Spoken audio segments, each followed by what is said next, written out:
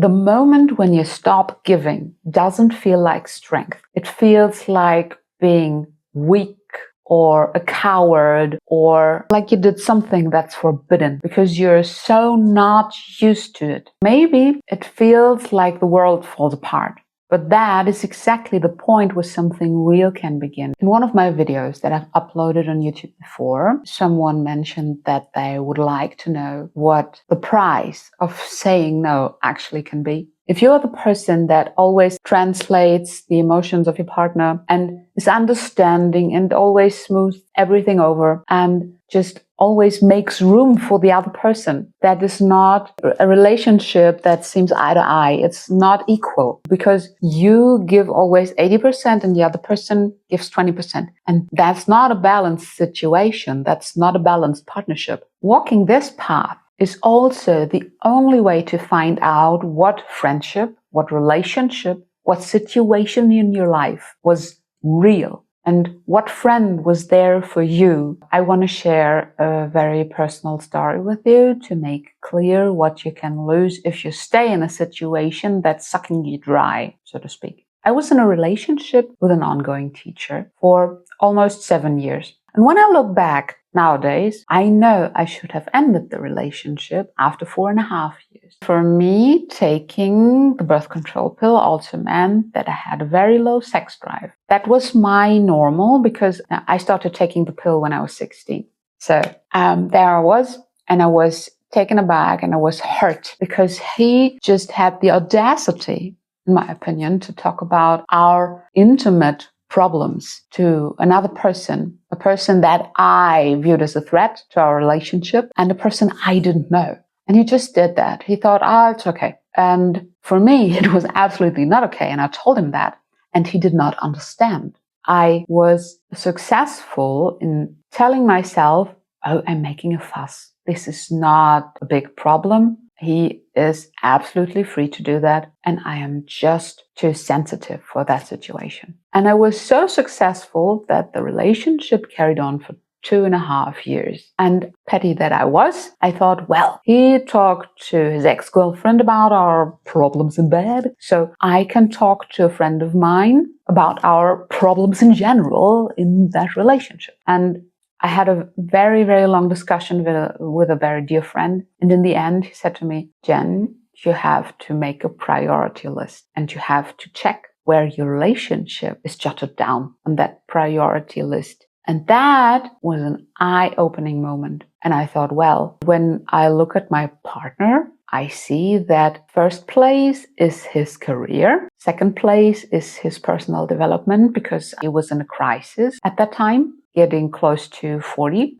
he started to ask himself the big questions. And so I concluded that our relationship at best could be third place in the priority list. And then I asked myself if that is enough. With all the problems and the disputes and the passive aggression and the unwillingness to talks that we had in our relationship. And I concluded, no, it's not. And we have to have that talk. So I went over to him and I asked if we could talk. And what I experienced then was surprising because he did not answer me properly. He was always evasive. He said, what do you want? I don't know. He was so indecisive, and that frustrated me. I felt so much anger. And I said, it's not about what I want. I am asking you a question here. What do you want? Do you want this relationship to continue? I am willing to work through everything so that we can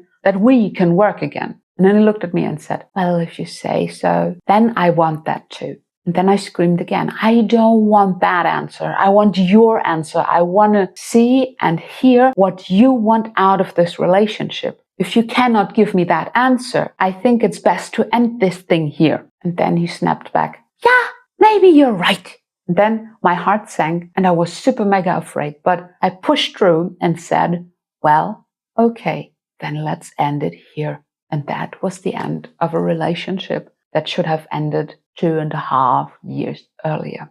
And let's be clear, I was afraid as fuck. I did not know what would come next after I left our shared flat and our shared life. And then I decided I will take this as an opportunity and I will find out what the world has in store for me and who I am when I'm not performing, when I'm just plain old Jen.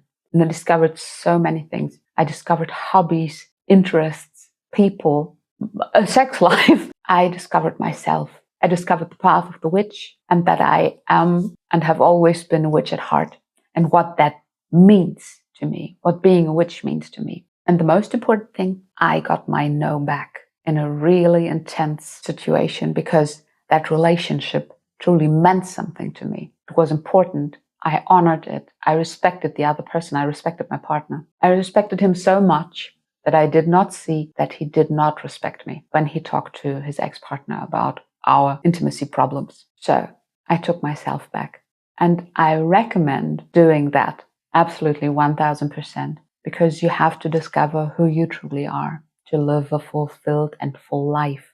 But it's worth it and it makes you stronger. It's like training a muscle in the gym. And then when you do it a couple of times, you get used to it and it gets easier and you can put on another weight and start heavier lifting. So you are able to set boundaries and they get stronger, they get permanent, and you experience the true you. And that's worth everything because this is your life. And not a life to please others. You're not a machine that is programmed to please other people. You're a human being. Please act accordingly. And who I am to tell you all that stuff? I am Jen, also known as the Witch of 1,000 Faces. I help people, mostly women, but people to find that true form. If that story struck a chord in you, follow for more. I upload every Sunday. And I'm very happy to see the community grow and to answer questions that you put in the comments. You can do it and it's worth it.